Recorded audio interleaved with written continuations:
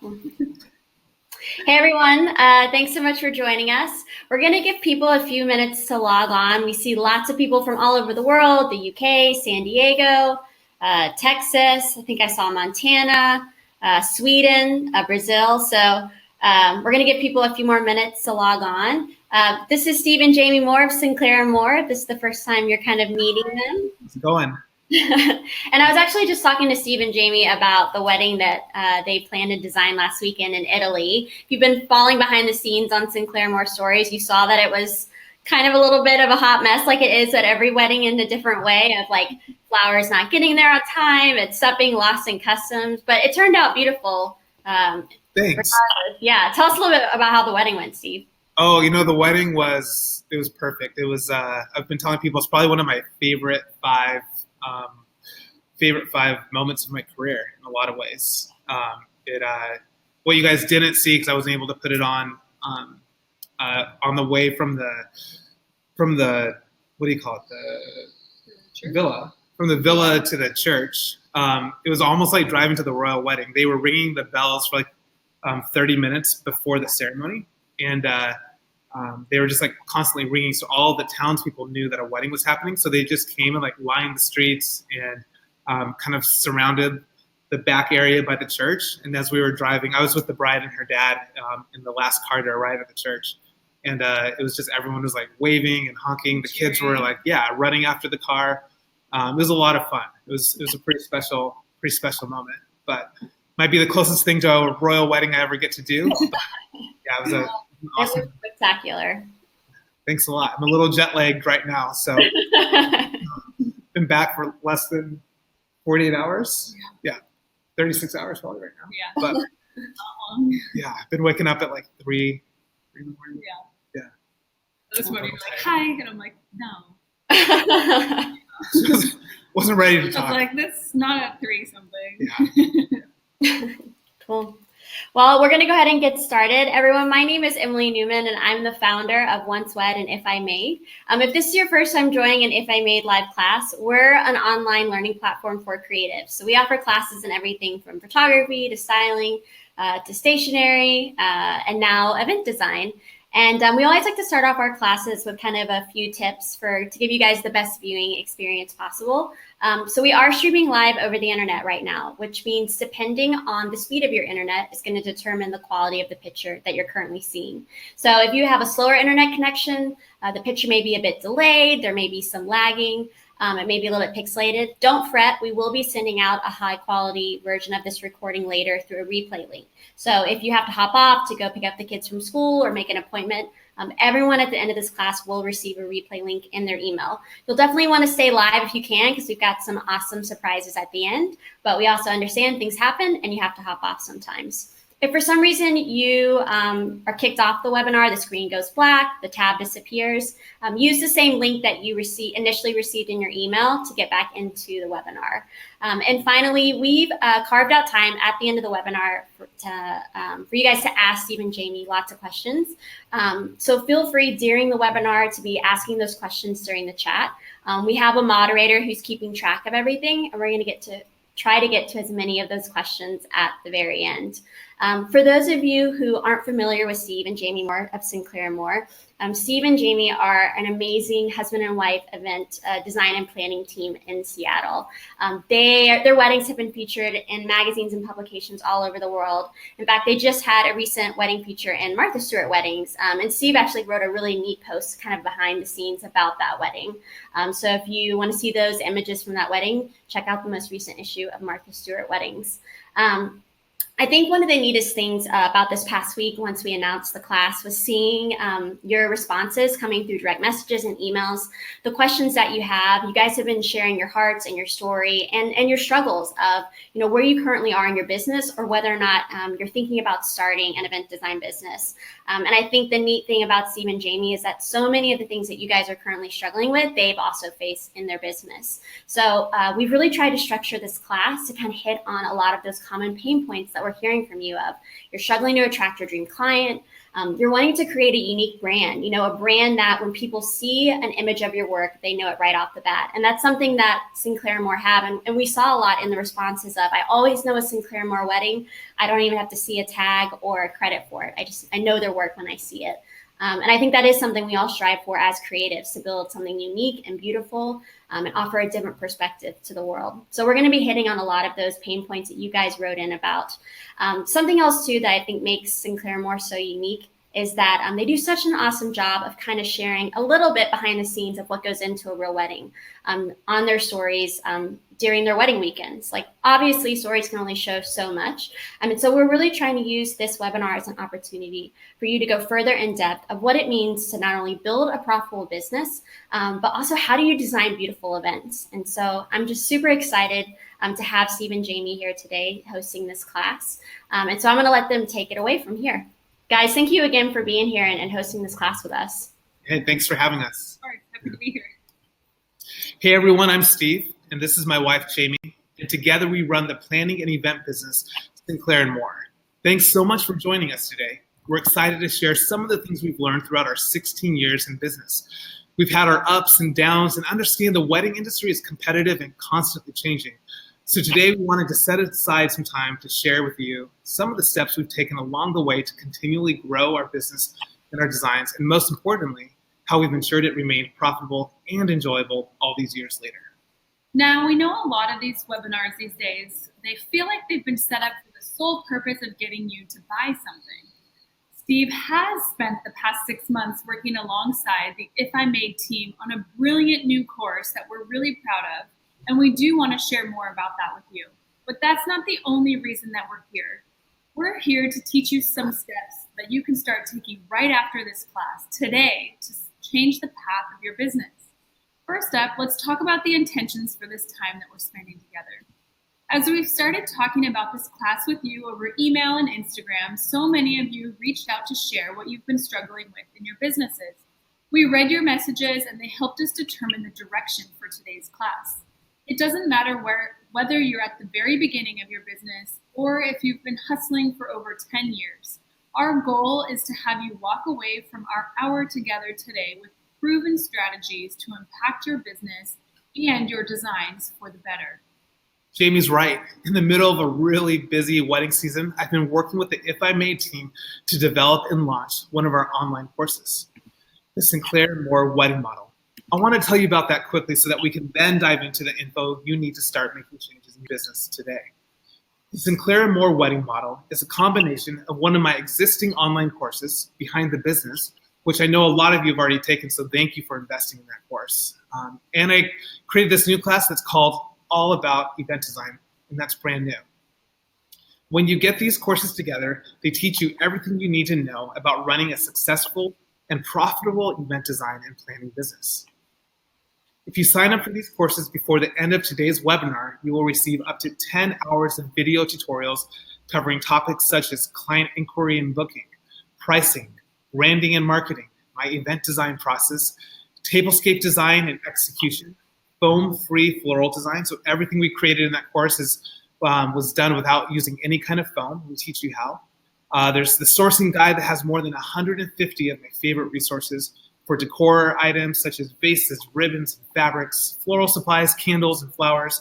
And then we also take you behind the scenes, and you'll get to watch an actual client and vendor meeting, see my client inquiry forms, and the development of my visual proposals. Now through Thursday, you can save $500 on the Sinclair & Moore Wedding Model. After that, the retail price goes up to $14.98. This is the lowest price the course will ever be. And if you buy while on the webinar today, you'll also receive 2 bonus videos. In the first video, I'll demonstrate how I make a signature Sinclair & Moore bridal bouquet. And then the second, I'll show you how to make a bridal bouquet and centerpiece entirely out of peonies. I love this one because it's a simple design that anyone can execute, even if you don't have floral experience, but somehow end up needing to make wedding flowers, which actually happened to me pretty early on in my career. And I'll tell you guys that story in a little bit. Okay, we can talk in more detail about the course later on, but I want to get into today's class. So here's how it's going to go. For the next 30 minutes or so, I'm going to take you through today's training. Then we'll move into the video demonstration showing my 6 elements of tablescape design. And once that has wrapped, we'll jump into the live Q&A session where you can ask me absolutely anything. We'll also do a review of my new course so I can give you some more helpful details on that. So thanks for being here. We want to help you find a way to make the reality of running a wedding business match up to the dream you imagined when you were starting out, and a lot less stressful and exhausting than you're probably used to. Speaking of those dreams, I asked you guys to share what your dreams were for your business when you were first starting out. Here's what you shared with me.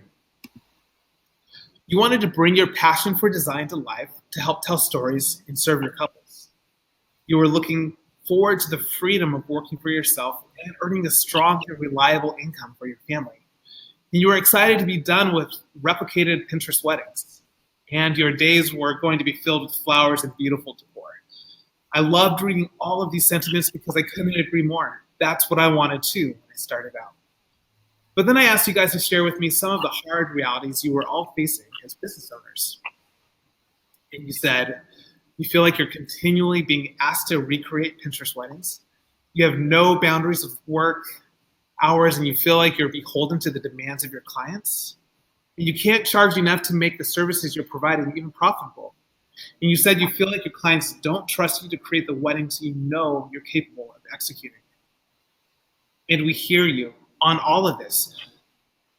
You guys see the highlights reel of our life and business on Instagram, but we have dealt with the exact same problems that you are facing right now. We know how it feels to work hard, give it everything you've got, and still not see enough profit coming in, not feel trusted or respected by your clients, and not have your business living up to the dream you always hoped it would be. That's why we're so passionate about teaching this class. We want everyone to be able to attract more of the right clients, design weddings that you're proud of, and make more money no matter where you are in your business. And most of all, we want you to do this while actually enjoying it. So from here on out, we're putting all of the negativity aside. We want you to walk away from today's class with a plan for attracting more of your ideal clients that fit your aesthetic, with a new approach to pricing that guarantees you more profit, with the tools that you need to streamline your client interaction and take back control of your schedule. We want you to be excited to begin creating fresh and inspired designs that are unique to your couples and feel re-energized to make the changes necessary to run that business of your dreams. How does this sound? If you're struggling right now, I want to tell you a little bit about my journey in the wedding industry in the hope it will help you see that anything really is possible through hard work and thoughtful, intentional business decisions. I know some of you are familiar with our company and might have heard my story in the past, but we have a lot of new people that have joined us today, so bear with me as I share part of my story, again, for the benefit of the people who are unfamiliar with it. When I embarked on establishing my business, I knew where I wanted to go. From an early age, I knew exactly what I was supposed to do with my life. I remember seeing Father of the Bride in the movie theater when I was just in 6th grade, and I wanted to be Franck. I wanted to create beautiful weddings that reflected the vision of my client. Remember that beautiful staircase covered in flowers that was in the movie? I wanted to create that staircase. I left that movie and I knew I discovered my purpose in life. So that was my dream, and I carried it in my heart for many, many years before it would come to fruition. And even when it did start to become a reality, I had to start at the bottom. The reality was, when I started my business 16 years ago, I had only had $500 in my pocket, and I was working in one of the most competitive wedding markets in the US. I took a huge risk and I quit my job so I could pursue my dreams and support myself. I know a lot of you are wondering, how do I take the leap? Well, let me tell you, it's not glamorous. In the beginning of my career, I started out by making wedding cakes and wedding dresses for my brides. And when that started to gain a little bit of traction, I began offering full planning and design packages. I think I charged about $500 for these early weddings. And then on top of that, I throw in a free wedding cake for every bride who booked me, just to say thank you for booking me. I charged almost nothing for my services, and I worked as hard as I could to gain experience, build a portfolio, and grow my business. You joined this webinar to hear my 5 strategies for growing a profitable wedding business. These strategies got Sinclair & Moore to where it is today. So let me outline those for you. First, we'll talk about how I started my business and how seizing every opportunity that came my way was essential to getting us to a profitable position. Next, I'll let you in on the design exploration process I go through with every client to ensure I always create fresh, inspired work that my couples love. It's also the way I'm able to have so much creative freedom with the weddings that I do. Then I'll share my foolproof method for creating a distinct brand that will attract your ideal client.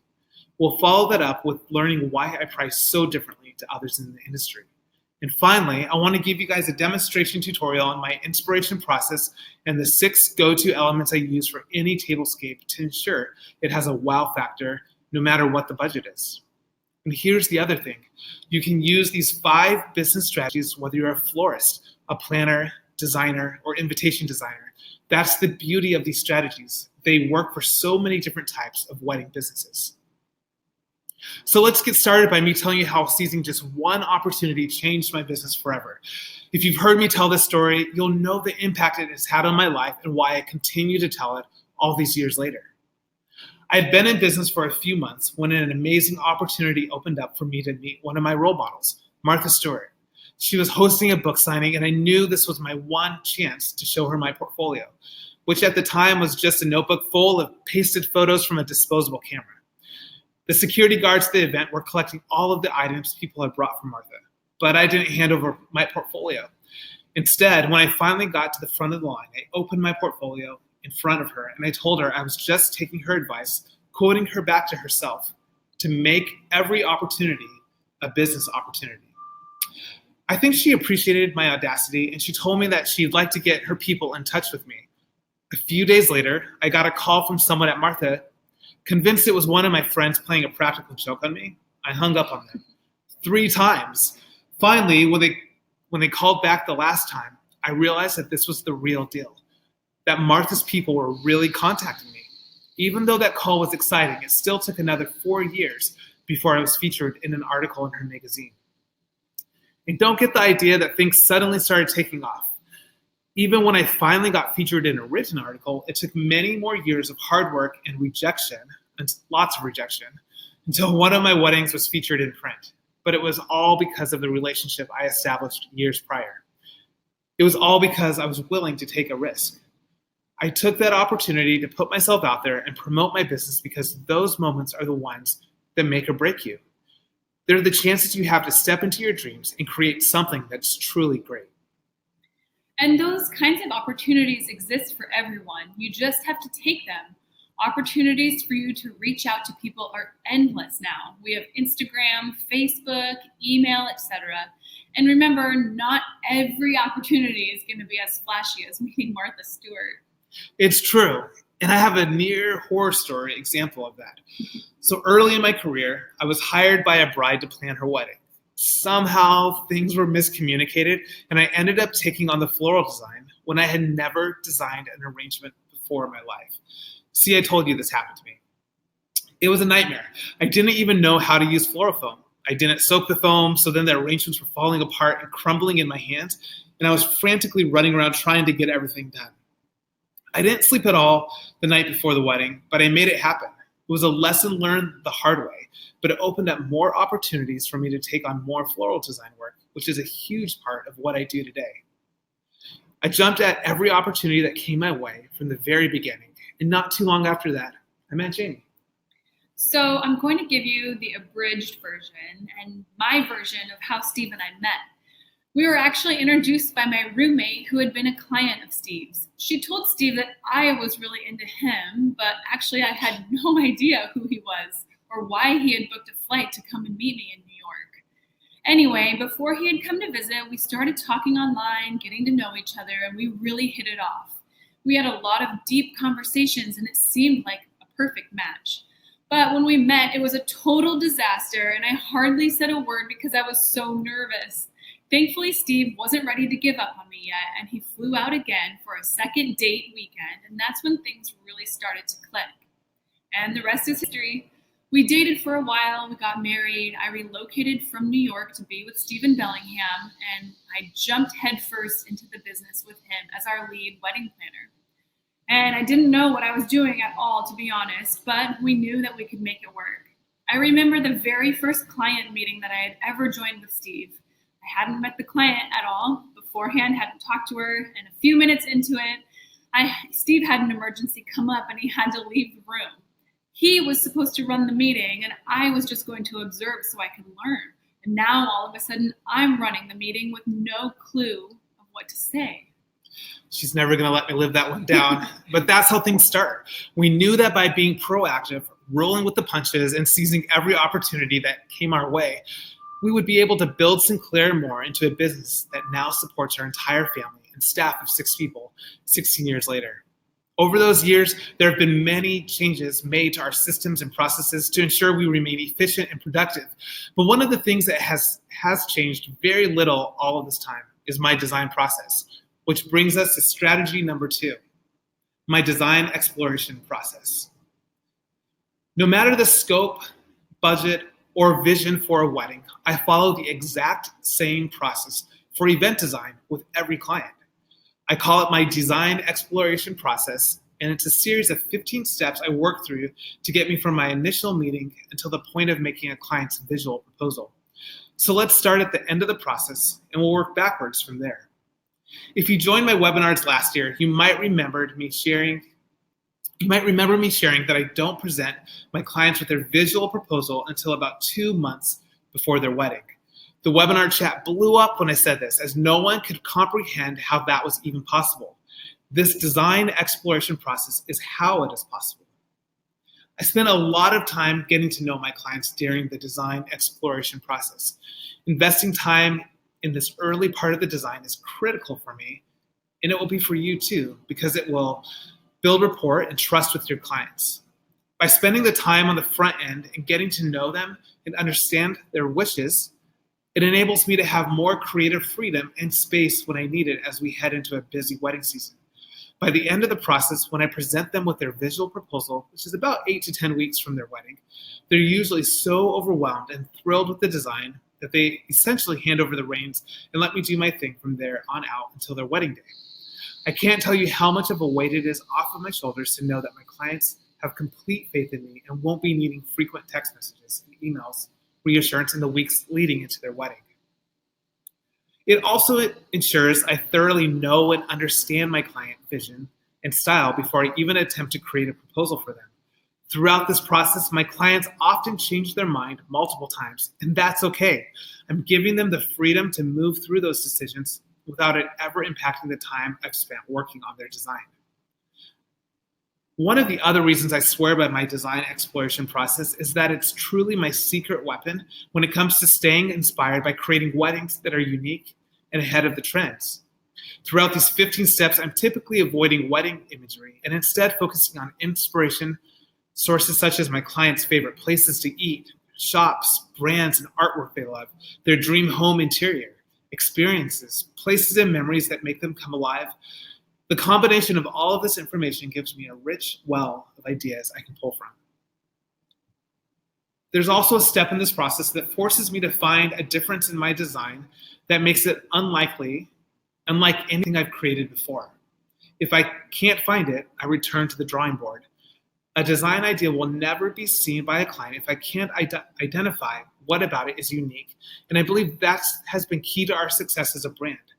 People recognize a Sinclair Moore wedding and aspire to have that experience for themselves. At this point, you're probably wondering what the 15 steps of my design exploration process actually are. It covers everything from client observation and initial inspiration to considerations of stationery, desserts, and decor rentals. I cover this process in extensive detail in my new course, Mastering Event Design, but for today's purposes, there's one of the 15 steps in particular that I wanted to share with you, and it's around the development of a client's color palette. Everyone thinks about color differently when it comes to design, but I've always taken a 3-layer approach when thinking about wedding color palettes, and it has worked seamlessly for me over the years. Best of all, it enables me to communicate my ideas about a color in a way that my clients can understand. First up is the foundational color. This is the base on top of which everything else is built. It's typically some kind of neutral, and while it might not stand out to you as a predominant tone, it will actually take up 80% of what people see visually.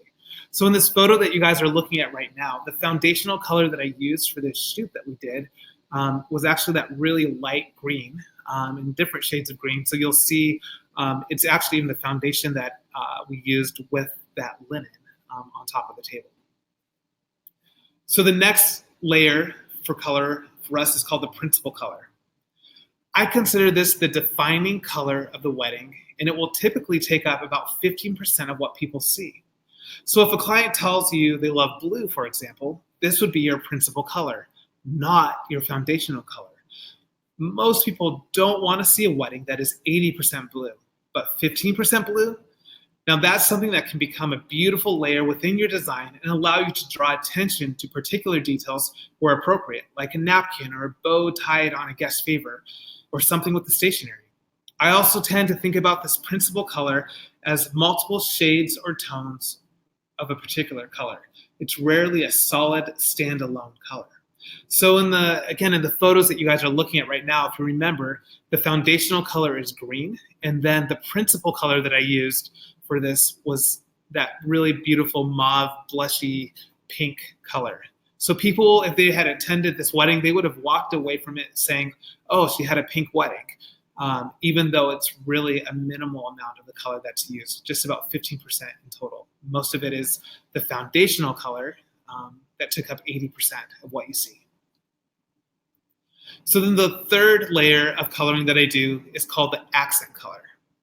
This is like the gestural flower in an arrangement. It's the finishing touch that doesn't distract you, but might catch your eye in a pleasant way. The accent color will make up maybe about 5% of what people see, and could be something like a metallic gold or silver, for example. And that's exactly what I used in the photo that you see here. So the foundational color was green. The principal color that allowed things to pop was that mauve pink. And then the accent color that I used was the silver. And in this case, we used shades of tarnished silver to accent everything. So color palette is just one of the 15 steps in my design exploration process, but I hope it gives you a fresh perspective on how you could think about color differently when it comes to designing your next event.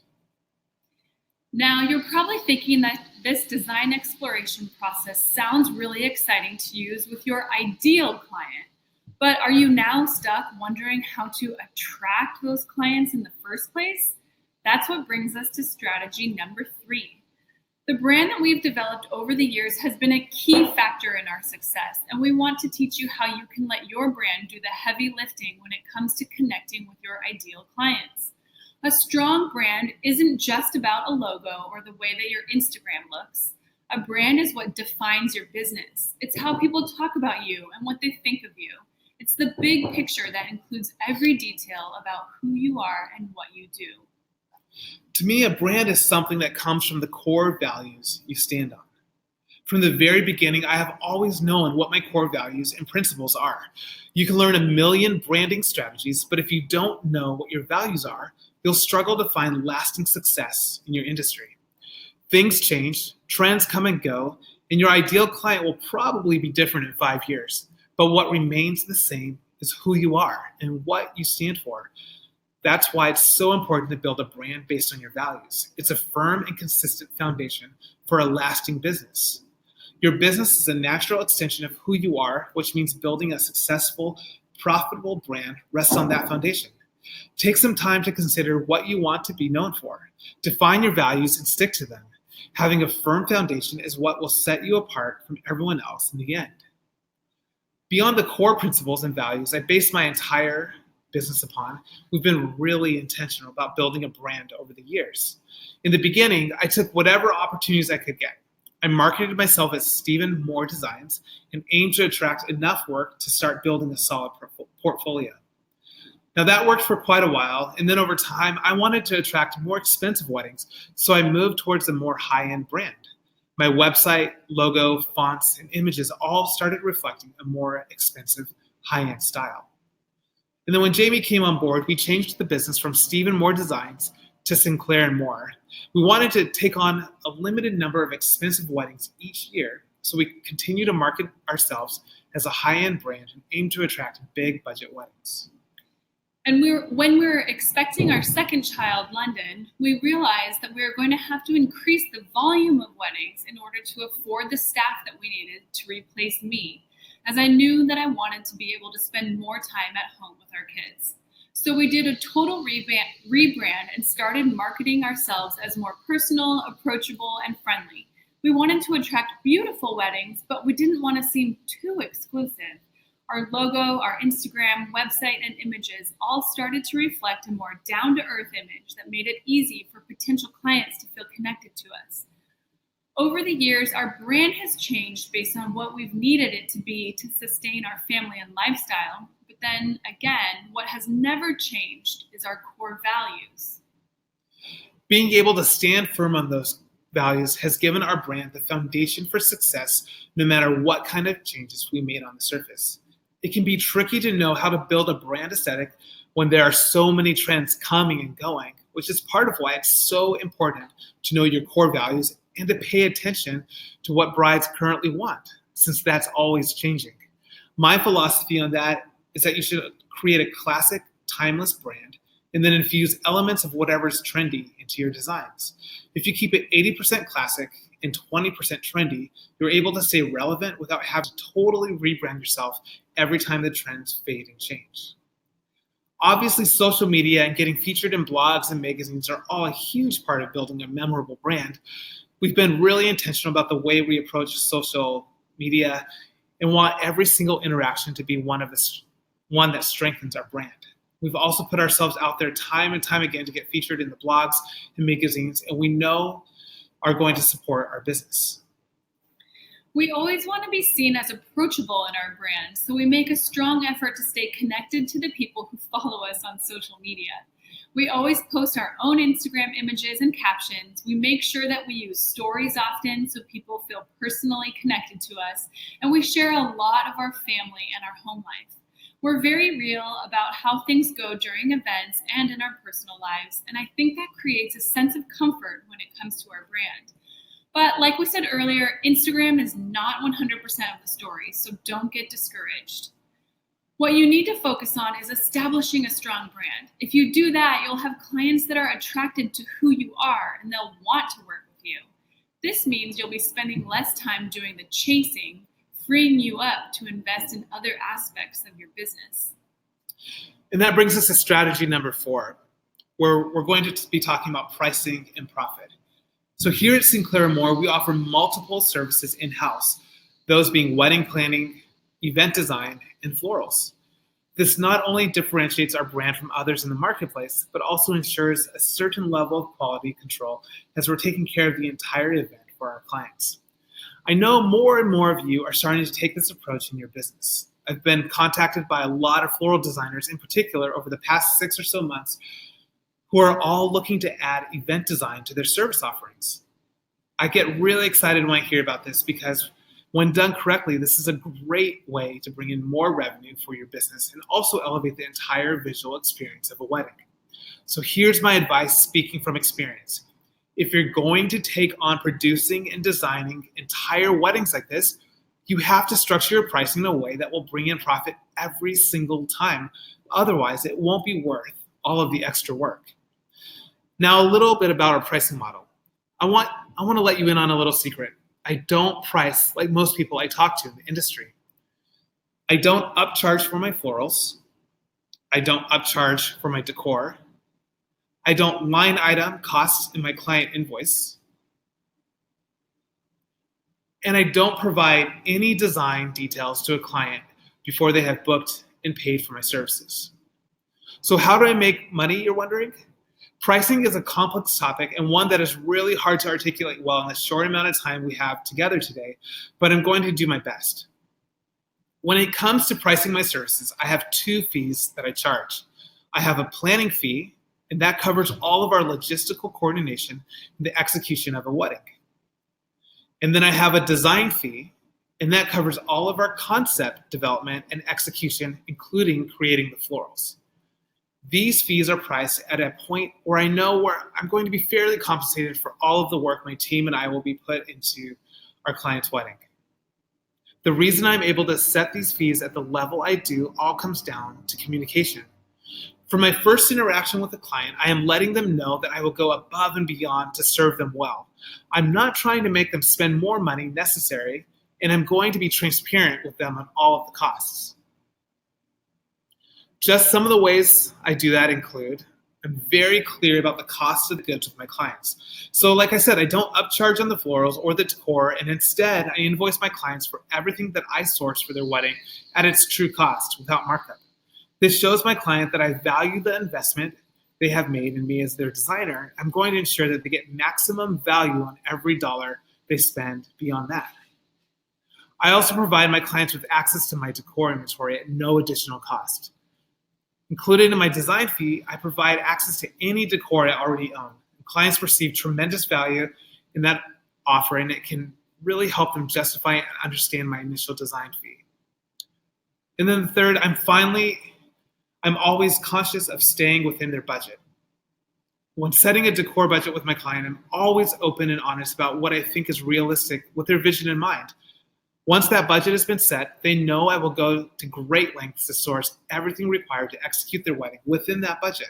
Because they know I will not be upcharging anything I purchase, there's no need for me to line item my florals and decor on the invoice, which saves me a tremendous amount of time.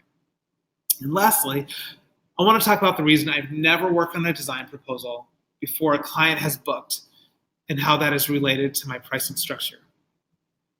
I want to be paid from before I start working, not after I write the proposal. I know most people in the industry, especially florists, will spend a lot of time working on design proposals for their clients before they have booked. This is often due to the pricing model that they're using. If you're upcharging on your florals or decor in order to make your profit, which is quite common, clients will generally want to know where every dollar is going before they make a commitment to you. This requires you to be very specific with your proposal on the front end in order to win a client's trust and their booking. My pricing model ensures clients do not start out penny pinching with me before the design has even begun. It also means I don't spend a minute working on a design before I've been paid for my expertise. When I first started out, I charged almost nothing for my weddings, but I did always charge a design fee. So my pricing structure has never changed. It's just increased over the years. As time went by, I started booking more ideas. I increased my fee from $500 to $750 to $1,000 and so on until I arrived where I am today. It's not common to charge the way that I charge, and I hear a lot of people tell me that it just won't work. But it's the structure that I've used for 16 years, and it has allowed me to develop a business that is financially thriving. Sharing our entire pricing formula is a conversation that takes more time than we have today. But we have been completely open and transparent about every aspect of our business in our online course, Behind the Business. In there, we cover our client inquiry, booking, and communication process, as well as our pricing model and our 4-phase approach to planning and designing a wedding. You have the opportunity to invest in the Sinclair and Moore model, event design, and Behind the Business today if you want to dive a little deeper on these topics and the event design process that follows. So how are you guys feeling? We still have one final strategy to share with you, but our hope is at this point that you're starting to remember all of those wonderful and genuine reasons you got into the wedding industry in the first place. Yes, the reality can be tough, and there's no denying the hard work that's involved. But that dream we all had in those early days, it is possible. Steve and I are so grateful that our business continues to reward us professionally, creatively, and financially. And we know the same is possible for all of you. It's the reason we are so passionate about creating as many learning opportunities as we can to share all of the experiences and lessons that have helped us reach the point that we're at today. We know that not everyone can attend our in-person workshops, which is why online learning with If I Made has become one of our top priorities. Now, all of this brings us to the final strategy we want to share with you today, and that's a look at the 6 elements we incorporate into every Sinclair and Moore tablescape. These ideas might sound simple when you hear them, but I promise you, when used in combination with one another, they are a foolproof way to elevate any tablescape and give it a wow factor, even when you're working with the smallest of budgets. In a few minutes, you're about to watch a video demonstration where I'll show you these 6 elements in action. But if you want to take a note before we get started, we'll be discussing linens, chairs, candles, stationery, place settings, and centerpieces. Before I share this video, I know a lot of you are just starting your business, or you may feel overwhelmed in your current business, and I get that. When I started back in 2002, you couldn't just Google how to make a centerpiece or jump on YouTube or attend workshops to learn new skills. So that's why I'm excited to give you this opportunity, a new online course we've created specifically for you. I'm going to hand you back to Emily now, who's going to run you through some more of the details with you. Awesome. Hey guys, thanks so much for sharing that. I mean, it was just so neat to see in the chat, so many people resonating with what you're saying. We've got lots of great questions coming up. Guys, we do still have time at the end for a live Q&A, and we've got this amazing video that we actually filmed in Seattle showing Steve and Jamie's tablescape formula. So we just wanted to take a few minutes to tell you a little bit more about the Sinclair and Moore wedding model. So in this course, Steve and Jamie share everything they know about running a wedding business, wedding planning, and wedding design. They walk you through their entire strategy behind attracting your ideal client, how to price your services, and the process they take their clients through when they're planning their wedding. You'll also learn Steve's design process step by step as you watch him design, source, and execute 3 unique wedding visions. There's no other online learning opportunity available right now that goes as in-depth and behind the scenes as this new online course.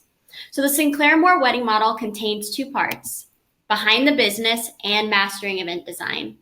So let's talk a little bit about what's in behind the business. You'll discover Sinclair Moore's pricing model that guarantees profit every time. You'll learn to attract more of the right clients and book them on the spot. You'll learn the foolproof social media strategy for how Steve and Jamie built an impactful brand. And you'll also learn why they don't line item, itemize, or upcharge on florals. I saw a lot of questions around pricing, and we're actually going to try to get to as many of those as we can at the end of the webinar. But Steve and Jamie share their entire pricing method in behind the business. And they do it very differently than a lot of other people in the wedding industry. And I think that has a lot to do with the success that they've experienced today in their business. So let's go a little bit more detail about what's in behind the business. We talk about pricing. So you're going to learn the exact pricing strategy that has enabled Sinclair Moore to stand out in the industry and build a profitable and sustainable business. And it also works for most service-based businesses like floral designers, invitation designers, calligraphers, and cake designers. The course goes into branding and marketing. You're going to understand their strategy for attracting and booking more of your ideal clients. Steve shares everything he's learned about building a brand that will outlast any trend. And he also talks about how to use social media and published features to connect with potential clients and vendors. I saw some questions around, how do you attract that initial client? How do you get featured in wedding blogs and publications? And this is something that Steve and Jamie share in behind the business. They talk about client experience. So they're going to learn their entire client inquiry and booking process step by step from start to finish, which includes their 4-phase approach to planning and design. You'll learn about logistics, design, planning, and strategy that happens during each step.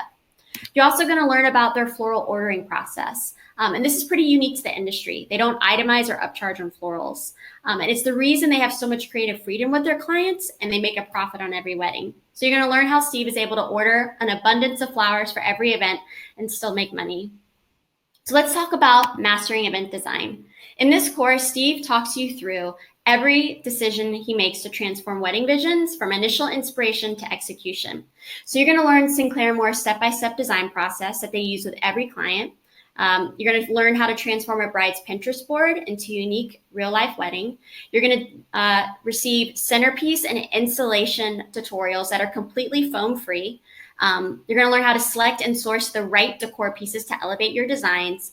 And you're going to learn a new approach to client interaction and preparing visual proposals. So let's talk a little bit about Steve's design exploration process. This is the 15-step process he works through with every client in order to come up with the design ideas for their wedding. So once you've mastered these steps, you'll see them come to life in a real client's wedding. You'll have the opportunity to watch Steve's initial design meeting with a client, his visual proposal presentation meeting, and an actual vendor meeting with the wedding cake designer. These are all those little bit behind the scenes moments that, we don't see on Instagram. We don't even see them on Instagram stories. So you'll be able to see all along the way, you'll be watching a real wedding design come to life. You'll also have client and vendor meetings. So which is just such a neat thing that this course offers. Steve demonstrates how he creates a signature Sinclair Moore floral centerpiece and a lush garden-inspired floral arch. So earlier in the presentation, that beautiful vide with the big bouquet of wedding flowers, you're gonna learn how to create this floral arch completely foam-free. He covers the correct use of a floral frog, as well as detailed installation mechanics to keep your designs alive without foam. You'll also see Steve explain how he makes every decision required to select the tangible pieces needed to bring 3 unique wedding visions to life. He talks through everything from linens, plates, flatware, and glassware through to vases, florals, stationery, and chairs. And then you'll be able to watch him execute each of these 3 looks. And this is actually the part of the course that I'm most excited about, because I don't know of any other learning opportunity besides Steve and Jamie's in-person workshop, where you get to understand the why behind the particular design. And not just one design, but 3.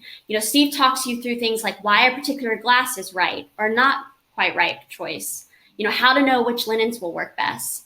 What to look for in a chair and what other design elements to take into consideration.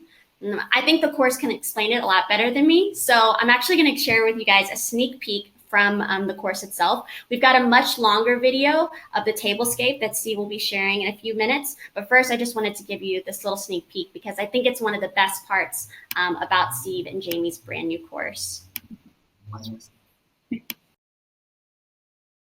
So the last thing I'm really wrestling through with all of this design is the perfect chair for this wedding. So the one idea that I had was to use a ghost chair. It's called a ghost chair because it's clear, it's very modern. It is something that would basically kind of just disappear, but also be a design element and reinforce this idea of everything feeling very modern, crisp, clean. So a ghost chair is one option. I also know that a lot of people have been using ghost chairs, and so I was worried that perhaps Katie might think that this is too predictable or maybe too modern for her, because she also is very classic as well. So the other idea that we could do for what we have available to us here in Seattle is a white Chiavari chair. And this is so classic and iconic. Some people would call it boring, but in the right context and in the right wedding, I think it can be really, really lovely. So depending on where we land with the linen, that'll really influence what chair we ultimately end up with. If we use the blue linen, the white chair would look beautiful and would really pop. But if we use the white linen with the white chair, it's just going to look like white on white on white. And my concern is that's going to look really, really boring and stark and cold. And Katie wants her wedding to feel very warm and approachable, so we can't have too much white. If we use the ghost chair with a white linen, the hue from the ghost chair kind of has like a blue reflection, and so it's just going to almost bring out a little bit of the blue and a little bit more interest, and I don't think it will look as cold as the white on white. So we'll wait and see what linen we finalize for Katie, and then we will kind of select the chair that fits in best with that vision.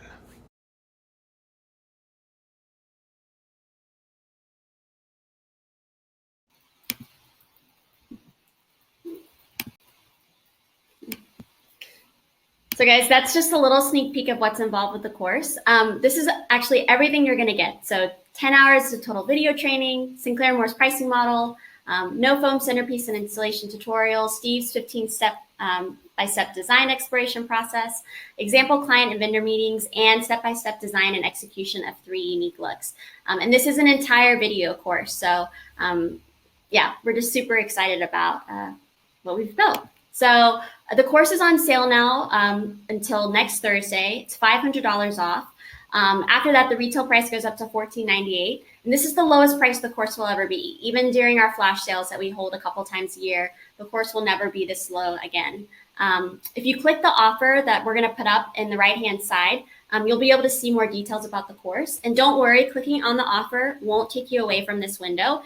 It'll just open up a new tab in your browser. And we totally understand what a huge investment this is when you're starting out, or even if you're running an existing business. And that's why we're excited to offer payment plans to both US and international residents. So you can invest in this course starting at only $99 a month. And you can find out more info about our payment plans options on our Buy Now page when you go to check out with the course. So Sinclair Moore's event design workshop without travel begins at $3,500, but now you can gain lifetime access to 10 plus hours of their teachings for only $998. You also receive lifetime access on any device, so desktop, laptop, mobile. You can watch it anytime around your schedule. We love seeing people watching and taking their courses, commuting to work on the train or after the kids go down to bed. So there's a lot of flexibility with this online course. More than 500 creatives have transformed their businesses and their designs by applying lessons taught by Steve in his workshops and online courses. You can actually find more by searching for the hashtag Sinclair and Moore workshops. You can read about people's experiences. We also have video testimonials up on the launch page as well. So if you have any questions about, kind of what's involved with learning from Steve and Jamie, this is a great way to learn more. There's also absolutely no risk to you. We are offering a 15-day money-back guarantee on this course, and we know what a big investment this is. And so it's important for us that you feel confident in taking this step towards transforming your business for the better. And as a special thank you to all of our students who have purchased classes or courses from us in the past, you'll also receive a $50 refund after purchasing. And we have your information in our database, so when you check out, we'll just automatically refund you the $50. And as an exclusive bonus to this webinar for showing up live, when you buy the course, you actually get an additional 2 classes for free. So you get the Peony Bouquet and Centerpiece class, as well as watching Steve design a signature Sinclair Moore garden style wedding bouquet. This is a $299 value, absolutely free. When you check out, you need to use the promo code Wedding Model. We're going to put this up in the chat. And this just gives you an opportunity, to get an additional 2 classes for free if you buy within the next 30 minutes. So we're going to move on to the next part of our class, which is we're going to share the 6 elements of a Sinclair Moore tablescape. And I'm going to go ahead and turn the demo video on. And then after that, guys, it's going to be the live Q&A. And we've been keeping track of all your questions. Feel free to add more during the video, and we'll get to those after the video ends.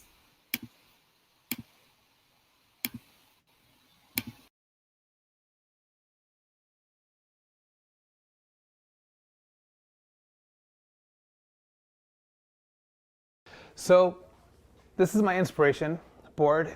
So when I was envisioning this design, I was thinking of a gal who is very romantic and classic to the core, someone who loves a little bit of whimsy, someone who maybe loves to read literature and has that as part of her personality. I was also thinking of someone who would be very feminine and someone who would like things that are soft. And so as I started pulling images, the vision that came to mind was to create a Secret Garden inspired wedding. And so I found this is one of the original Secret Garden book covers, and I was really inspired just by the idea of a secret garden, how magical that can feel, how timeless, how vintage, how feminine that whole idea of a secret garden feels. There's a bit of romance and mystery involved in that. And so then I just started pulling other things that fit within that. I was also drawn to the idea of European architecture, and so I wanted to find a venue that felt European. I think there's something so magical and special about that style of architecture with all of the greens and the landscape that surrounds it. And I think that would be like the perfect setting for a secret garden kind of wedding. And then building off of that. Some of the other images that really inspired me were just all of these different ones that had roses growing up. So the idea of these mysterious vines growing in and around a house full of these pink colors. When I think of someone being really feminine and loving something very classic, the combination of femininity and that classic appeal, I always think of blush pinks. And so that's why I chose the color palette for this. This image here, I loved. I loved like the flowers coming out of her hair. It kind of reminded me of someone that would have been in that time period of the secret garden. But more than that, I loved this green color. And I started becoming more and more drawn to this idea of using green. We don't use a lot of green in our work other than the greenery and the flower arrangements, the vines and things that are naturally there with the foliage. And so I wanted to incorporate more green than I've ever done before, just to be different than what we typically do. So I started then just pinning different things that had green, and it became more and more part of this overall design. So as we approach the color palette for this, as we talk about foundational color and principal color, and then accent colors, for me, the foundational color of this became green, and then we're going to build our other colors on top of that. And so the principal color for this is going to be the blush pinks and different shades of that. And then the accents are going to be metallics. I'm going to use kind of mixed metals, so a little bit of metallic gold and a little bit of the silver that's tarnished so it looks old, and we're going to combine them together. So I started pulling photos that had like the gold mixed in with it, and just to start having that component come out as well. This is an arrangement that I made a little while ago, and it just felt right for this. So I'm going to try to recreate something similar to that, but I'm going to do it with blushier colored flowers. And the container that it's in, it's a container for me that's really, really special. It's a company that is European. It's a very high end, and this was a gift. That container was a gift that someone got to me. So anytime I get to use it, it's very rare. Anytime I get to use it, it's just something that's really special. So it felt really fitting for this course. And because I was so inspired by that white ceramic kind of container that we'll be using, I wanted to start pulling different plates and different ideas for the place settings that would pull off of that as well. So this is my inspiration. It's very romantic. It's going to be very lush and whimsical and classic, all of those ideas coming together to create something that I think we'll be really proud of.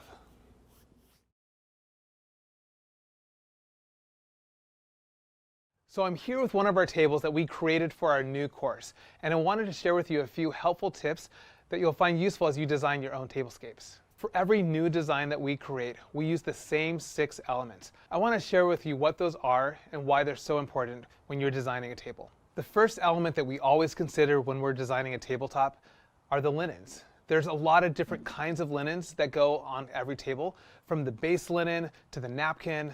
Sometimes it's a runner, sometimes it's an overlay. On this table, we have a velvet linen and an overlay on the top of that, and then a really interesting napkin to bring things out. And I think it's so important to have a really beautiful linen as a foundation because everything else is built on top of that. The second element that I'm always considering when we're designing a tabletop are the centerpieces. The centerpieces are something that really become the focal point of the table. I think people can engage in conversation around it, and it's something that I want to highlight exactly what my client's style is. Centerpieces can be flowers, sometimes they're food, sometimes it's a structural element, but there's always some kind of centerpiece that grounds the table. So the third element are candles. We always include candles on our tabletop because they provide ambiance, they provide light, and they often provide a little bit of a splash color and texture. So for us, candles are really important because the holder that they're in helps to tell a style. The different kind of candles that we can use also reinforce the style, whether it's a pillar candle, a taper candle, or sometimes it's just a simple votive. No matter what your vision is, there's a role that candles will play in your tabletop. You just have to select the right one that fits within your vision. Next up is stationery. I love stationery. Anyone that knows me knows that I love paper products. I think it's so important because it reinforces a design like nothing else can. From the font to the paper to if it has deckled edges or clean cut edges, the paper products are so important. Not only do they add to the design and how beautiful everything is, they're also functional. They tell people where to sit, they tell people what table they're supposed to be at. For me, stationery is so important because it was the first thing that the guests saw when they received the invitation, and it's an opportunity at the wedding to show just how cohesive every thoughtful detail was, from invitation all the way through to the table number, the place card, and every other element that the graphic designer created. The next element on every tabletop are place settings. People have to have some kind of plate or something to eat off of, and it's an opportunity to bring a style to life. You can have just a simple white plate, or you can layer it up and you can have a beautiful charger and then another colored plate on top of that and then another layer on top of that. People have to have plates, and so why don't you use that function to make something beautiful to really reinforce your design? For example, on this tabletop here, we have a charger that's made out of this from the same company that made our vase. And then on top of that, we have a blushy mauve colored plate. And then we put a napkin to surround that. And then we layered on top of that a salad plate, and then the stationery is on top of that. And so we have all of these different layers. Everything on that place setting is very functional and serves a purpose, but it also helps with the design. And the last element that's part of every single tablescape that we create are the chairs. Now, I can't tell you how many times I hear a client say the chairs don't matter, but they do. As you can see right here, the chairs basically form a wall around this table.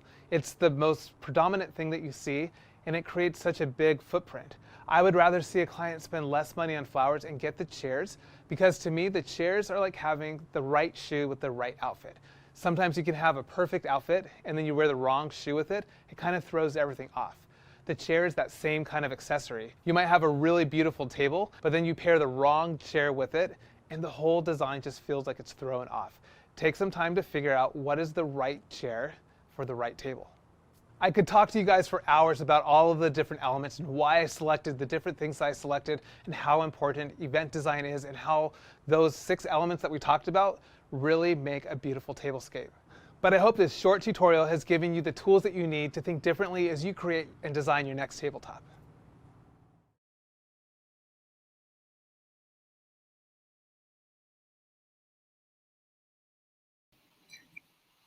Awesome. Well, guys, we hope you enjoyed the video we just shared. We've actually got some more sneak peeks of the course on the launch page as well. So if you just can't get enough, if you check out the link at the top of the page, it'll open up in a new browser. And there are actually, I think, 5 additional videos where you can get a sneak peek into the course, which is cool. But now we're going to try to get to as many questions as we possibly can. You guys have been sending in a ton of great questions. We also have some from social media, direct messages as well. So I'm going to start off and we'll get, Jackie asked, how do I get started? How do I begin a portfolio and begin working in weddings and or starting my own event design business? Totally. You guys, when I started, because I was by myself, I had nothing. I had a few photos I took with, remember those disposable cameras? And I would take them to Target and get them developed in an hour, and then would glue them to like a black piece of paper because I thought that looked really fancy. In fact, in the course, I show you guys my original portfolios. I dug them out of storage.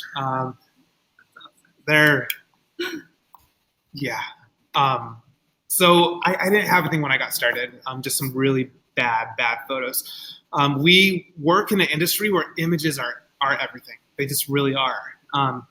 What I would suggest doing is teaming up with some other vendors who are also getting started, other people that are kind of in the same boat as you. They're like, we need a portfolio. So find a cake person who's just getting started and doesn't have a portfolio.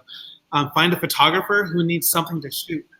Find other people that want to rally around you and build community with them, and then build your portfolios together.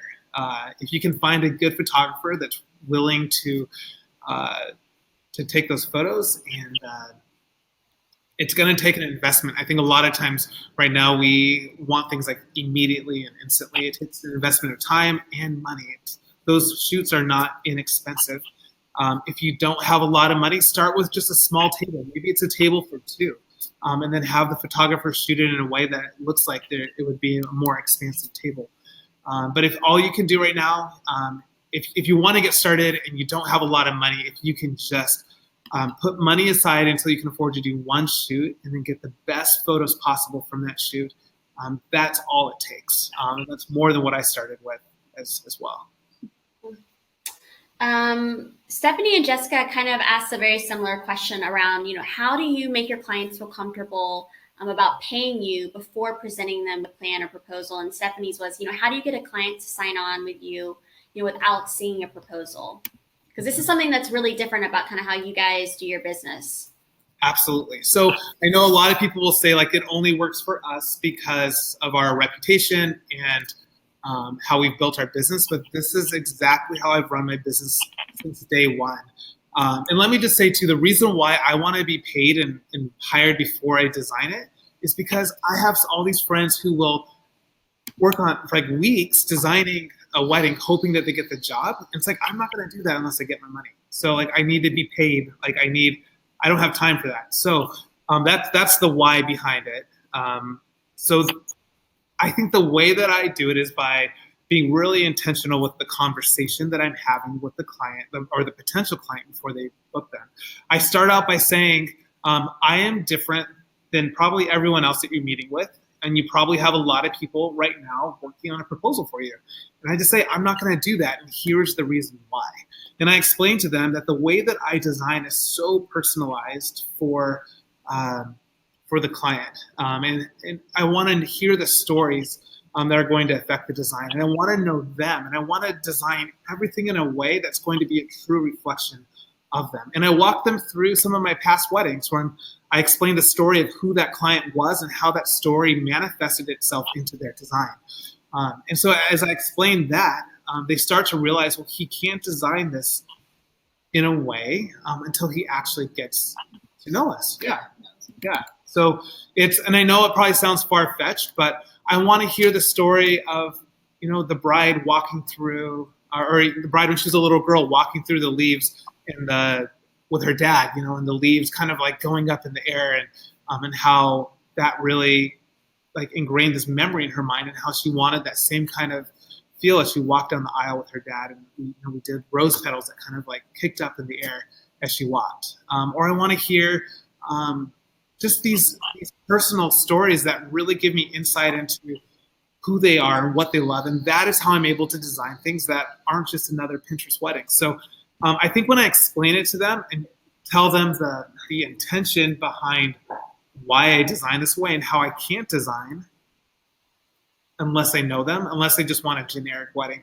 If they're just looking for a pretty generic wedding, I'm probably not their person, because what I want to do is make it personal. So that's why. Hopefully that helps a little bit. I think having a beautiful portfolio helps. So as you are in business and you do those shoots, if you can start showing them things you've done and tell the story behind it, it's the combination. Yeah. Yeah. I will also say this too, like when I'm meeting with a client or that potential client for the first time, making them want you, making yourself so appealing that they cannot imagine their life without you. That's kind of what we try to do. So, and also just showing them like, whether you hire me or not, like I want to celebrate you. So we give like a package to our potential clients. It has a bottle of champagne and, books and just tools that will help them plan their wedding. And we'll tell them like, this isn't like a bribe for you to hire us. This is just, we want you to know, like we want to invest in you. Whether you hire us or not, we're excited for you in this season of your life, and just congratulations. So starting off on the right foot in that way, it just shows like, we're going to do a lot for you. And makes them comfortable, trust us, and they write us. Yeah. Work together. Yeah. I'll say this too. Sorry, this is probably too long of a. This is all good stuff. Everyone loves it. I love it. I think your social media really helps too, because a lot of our clients. That was my first thought. Yeah. How many clients tell us they already know us? Yeah. I feel like they already know us, and I think especially during wedding season, watching things happen, they already know like the depths that you're going to go, to make it happen, and all the hard work that goes into it, and every thoughtful detail. And I think that, they want that for themselves, is how thoughtful it all is, and just a perfect representation of them, not just a replicated Pinterest wedding. So I think like we try to be very authentic on our Instagrams. We're not going to show ourselves like scolding our children, but we'll talk about hard days, and we try to be very approachable. And so a lot of times our new clients are very excited to be with us, and they feel like they're already friends with us, and they know about our lives. And so being intentional with social media, I think, helps sell us before they even meet us. And the stories that we do, all of that there's purpose behind it. I just got an email from someone who was following our stories while we were in Italy, and she saw how I had cut all the red flowers that around the property that didn't go with the wedding scheme. I was wondering if you would get So she wrote us. She was like, I want the kind of person for my wedding that will do whatever it takes, and will cut down the red flowers if there are any. So stuff like that. It shows other people in the industry kind of a little bit behind the scenes, but also shows our clients. I'm going to do anything to make their wedding perfect for them. We saw a couple questions around payment plans. Payment plans are available for this course, and it does include the discount. So you do get the $500 off even if you decide to pay with the payment plan rather than upfront. And if you go to the launch page and when you go to checkout, you'll actually see information about how to check out with a payment plan. And we do have payment plans starting from $99 a month, and they're for U.S. and international residents. So Jamie, I have two questions for you. One is off topic. Everyone wants to know where your sweater's from. They're loving it. Oh, I think it's in anthropology. Okay, we're gonna Anthropology. That was last year, Yeah, it's kind so- of old. Sorry. yes. What about my sweater? Yeah. No one about your sweater, Steve. Mine's Sorry. from the Gap. I copied in with cable knit today. You guys look so Yeah. great. Circa probably 2002. It's really old. I wore this on a honeymoon.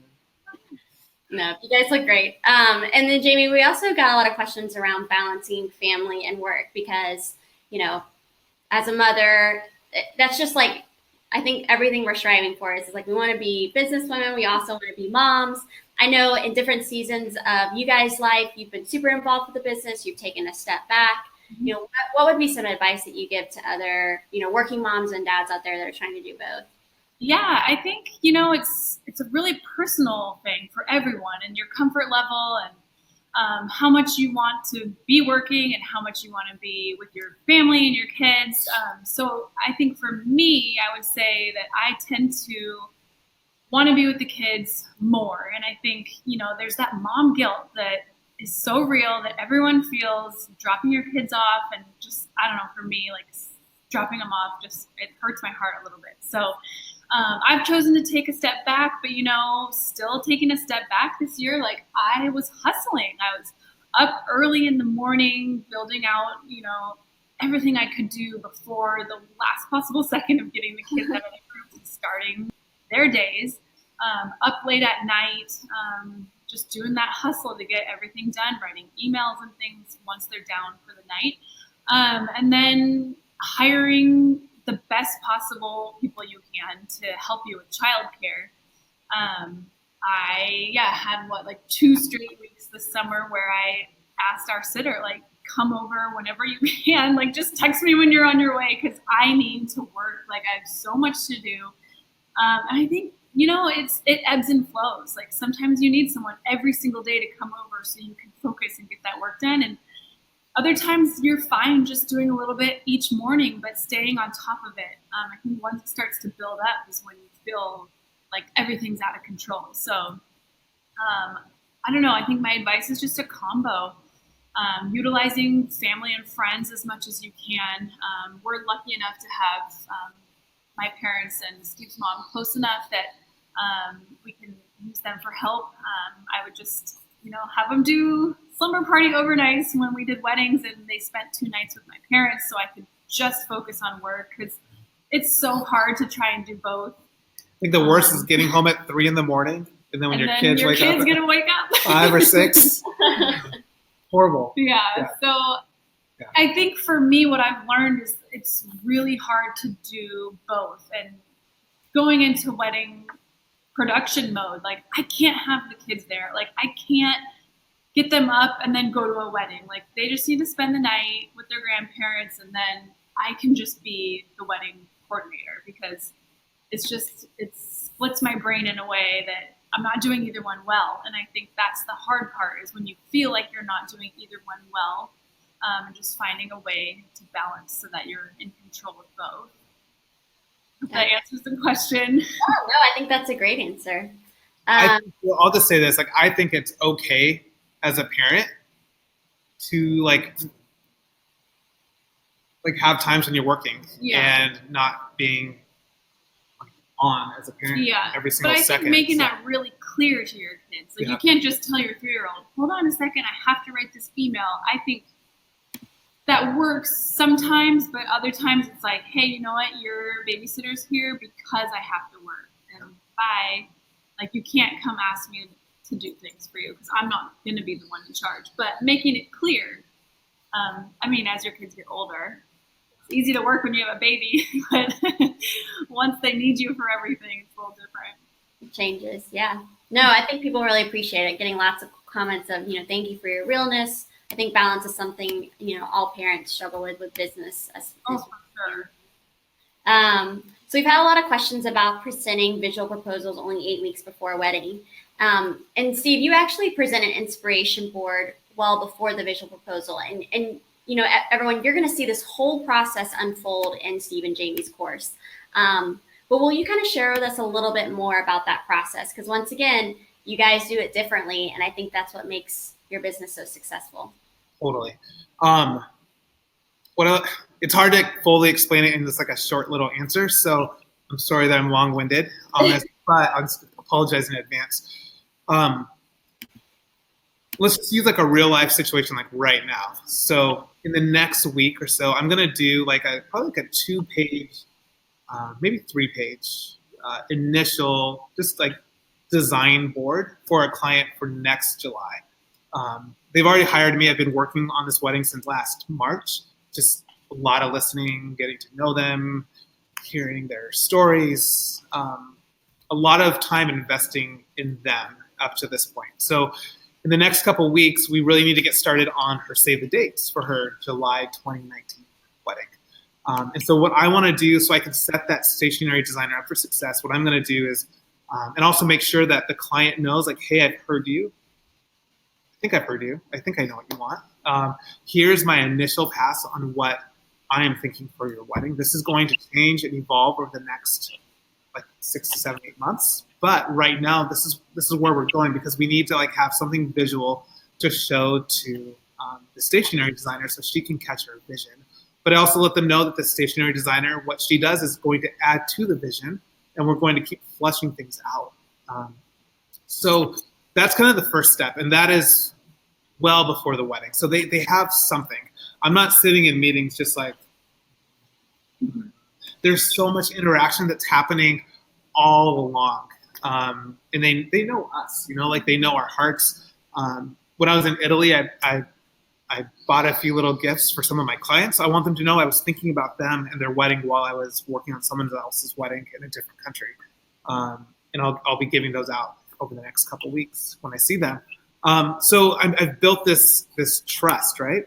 The stationary designer comes in, they do their invitation process, or save the date process, and they get kind of thrown under the bus a little bit because they know the general style that we're looking for, but so much is fleshed out with a font. Is it classical, or this is what I'm kind of dealing with this particular client. Is she kind of very classic, or is she more whimsical? I think she's somewhere in between. I think she's trying to do a little bit of self-discovery along the way. And I think the font that we end up going with, the hand of the calligrapher, I think that's going to really determine where this wedding goes. So I'm doing a lot of listening. They've seen some photos. I've explained to them. You have to remember, I have explained to them before this starts, I will deliver your final visual proposal 2-3 months before your wedding, and explain the why, because I want the process to evolve and evolve and evolve and evolve. And then when we get to the place where we really need to make these final decisions and lock it in, that's when I lock them in. But I want them to know that it's for their benefit to let it evolve. And if they want it done ahead of time, absolutely, I'll get it done a year in advance. But then when they want to change their mind and want a completely different wedding, and I have to completely redo everything, you need to pay me to design another wedding for you, because I've already designed the wedding. You've already paid me for that one, and let's do it again. So I think when they understand the why behind it, and it's the idea of clear communication, and just making sure that people really know, it's not because I'm procrastinating. It's not because I'm twiddling my thumbs. It's because I want the best for them, and I want to flesh out every idea, and I want to really give myself the time to think about it and let it evolve and evolve and evolve until, it's 3 months before we got to get this locked in. That makes sense? Yeah, no, that makes a lot of sense. Okay, so we're going to move a little bit to pricing, because we're getting a lot of questions around your pricing. Yeah. Jesse asks, I'm curious as to what you mean by upcharge. Do you mean that that's just a part of the package, or that you're not marking up on materials? Totally. So when we say we don't upcharge, it means we are, if a bundle of roses costs me $20, I'm going to charge my client $20 for it. I'm not, plus tax, because I have to pay tax. You're not adding Yeah. to that I'm to not, make money. totally. We make our money off of our coordination and design fee. Like, that's my money. And then their money, like what goes towards supplies. Yeah, that is in their supply cost. The reason why I do this, well, I explain a lot of it in the course, but the short version is I want to know, like, this is my money to, like, pay my mortgage and, like, buy food and clothes and Eat. yeah, to live. I don't want to, like, hang on to that money and be like, oh, but I have to, like, 6 months from now, like, I have to Buy roses with this. yes, buy flowers and greenery. If I spend this now, then I won't have anything down the road. Like, I want to know this is my money. I can do whatever I need to do with it and pay people and live and pay ourselves. And then this money, it goes in a separate bank account. This is to buy their supplies. And it helps me to, like, keep them separate. I make money. I'm not touching this. Well, that's not. I end up using my money to, like, make their weddings better sometimes. Yeah. I get excited and then I just start Get spending. back into that. Yeah. But I also know I'm going to do that. So I build that into our fee. So we have our fee and then we have the supply cost. The supply cost fully goes towards buying the stuff. But I explain all of that in the course in great detail.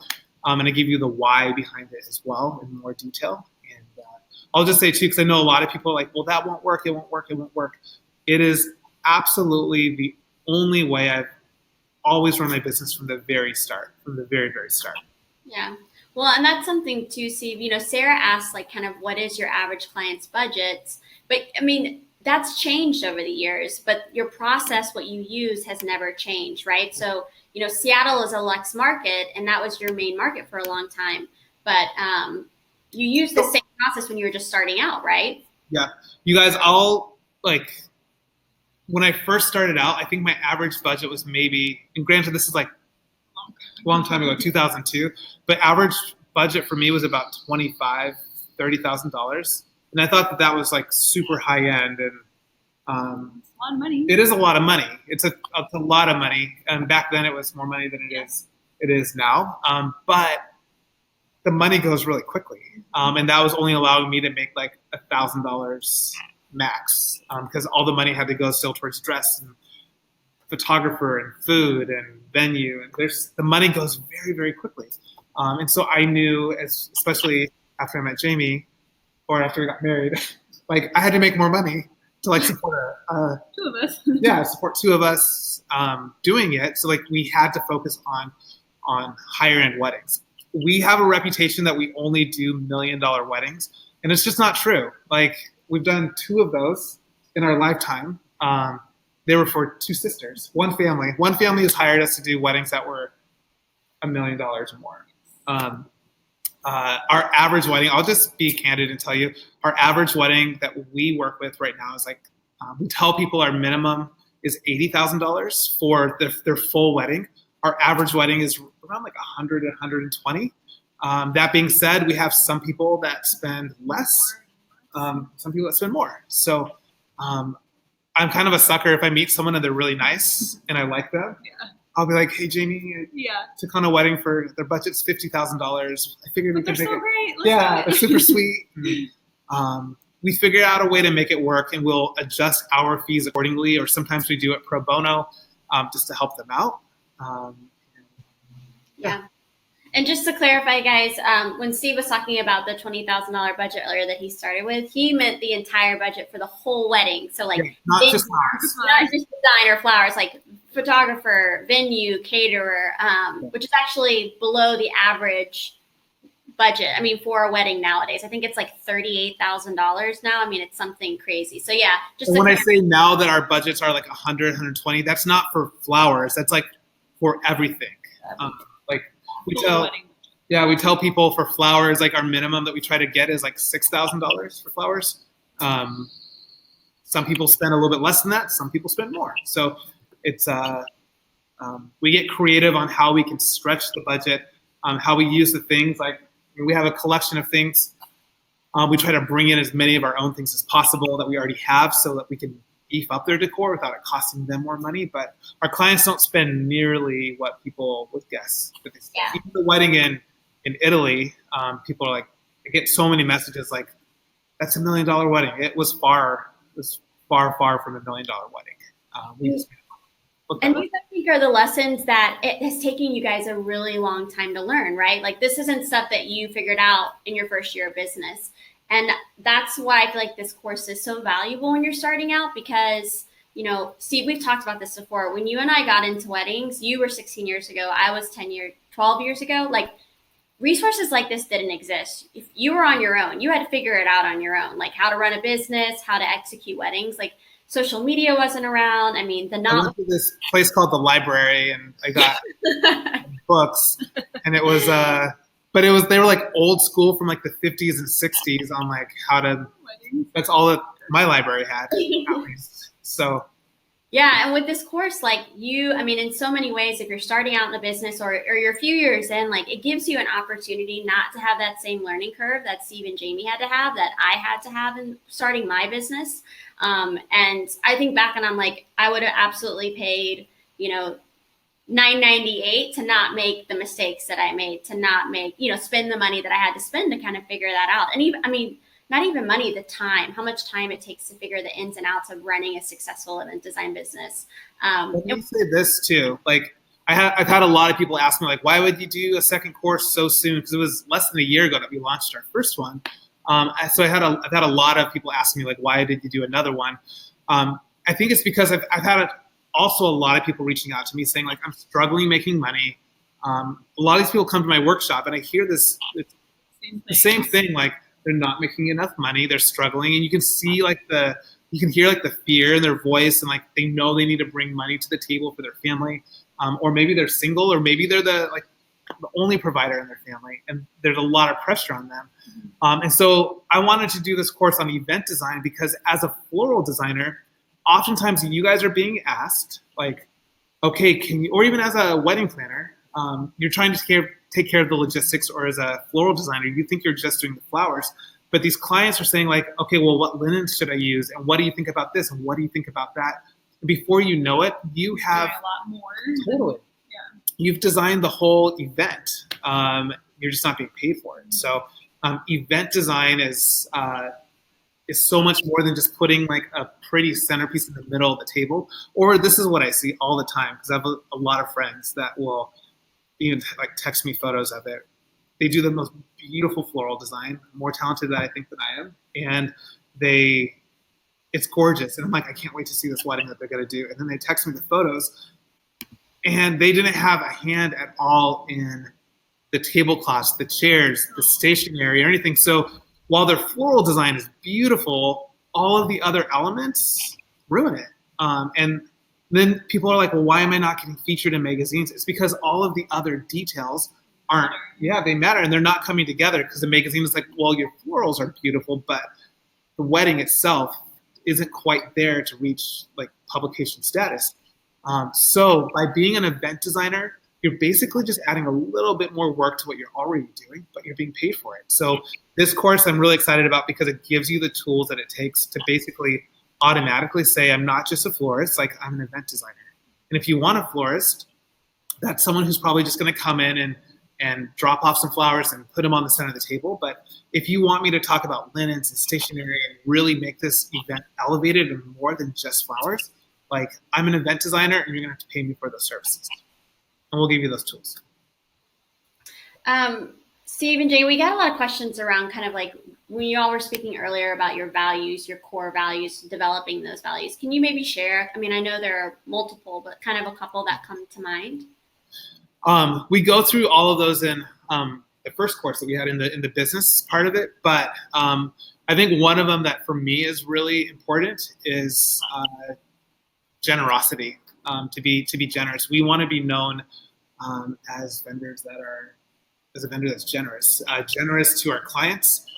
We want them to know like we're gonna spoil them. In the early days, an example of this, I couldn't afford to do a lot because they were only paying me $500, and part of that money had to go pay for the free wedding cake I gave them. But even in that, I was trying to be generous with like, if you hire me and take a chance on me because I know I don't have a portfolio, I will give you a wedding cake, because I knew I could make an entire wedding cake for 200 people for about $80. And I was like, I will pay the $80 if it helps me build my portfolio.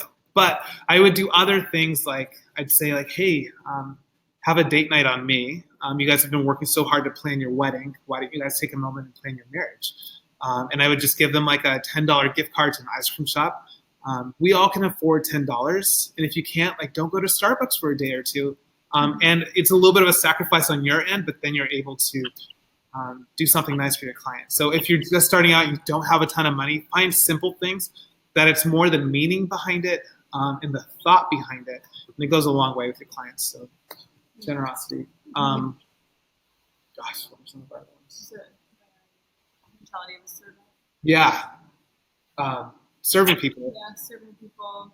Like, be known as a company that is a service company. Our clients. Service industry. So. Yeah, I talked to a client this morning at 4:45 in the morning. I mean, jet lagged helped that happen, but I also knew she really wanted to connect. She's on the East Coast, and it was fine. It was great. But I think I want her to know that I'm there to serve her. I think we are just in a culture right now that is like social media makes a lot of what we do about like almost like it's a performance each week on social media or a competition to see who has the better photos or the better work or the better wedding. And it can sometimes be overwhelming in a sense where we get lost in like we're creating to impress other creatives instead of serving our clients. And so if you can remember that this is all about the client and serving them, and at that point they become less of a pain in your rear. A pain in your bottom. They're less of that, and they become you become grateful for them, which that's one of our core values is having a just a thankful attitude and a thankful heart. And you stop seeing people as being annoying, and you're grateful for the income. You're grateful for like how this is building your business. You're grateful for the opportunity. There was a lot of hard things that happened in Italy. If you watched the stories last week, I didn't know if that wedding was going to come together. To be honest, like the vendors were hard and were not helping us. It was hard, and I wasn't even. I just showed you guys a little bit of what was going on behind the scenes. And there was a point where I just started kind of grumbling inside. And as soon as I was able to change to like, you know what? I'm grateful for this opportunity. I'm grateful to be stretched for the things I'm learning for. I'm grateful that a client took a chance on me and paid to bring over my entire team. Like it changed how the week went. It changed my perspective, and it added a lot more joy in me. And I think that ultimately came out in the design that we did. So those are a few.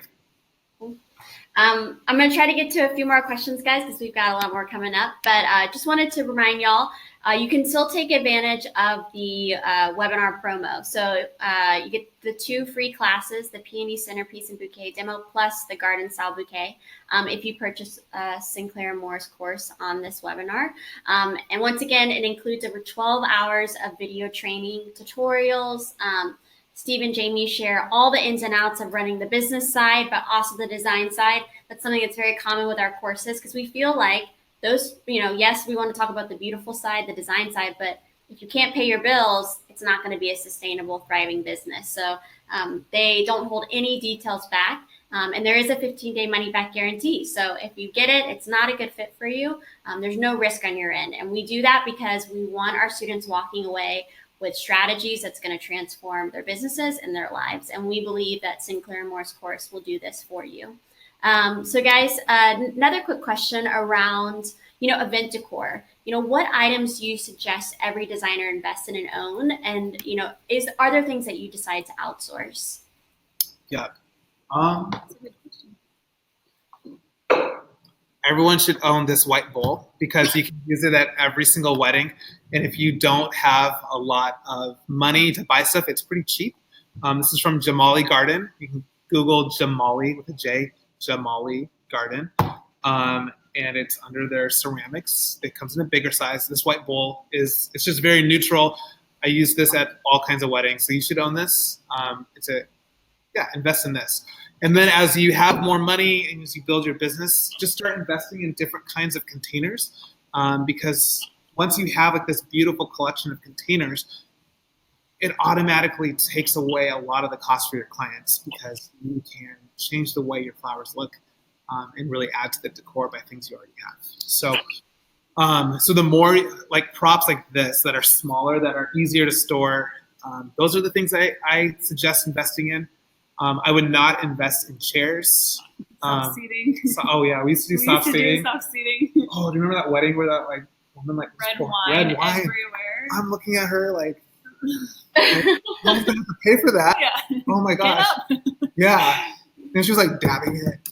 So no more on the soft seating. I'd rather rent that out, source that out.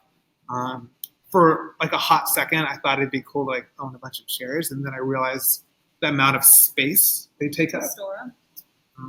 No, I don't want that overhead in my life.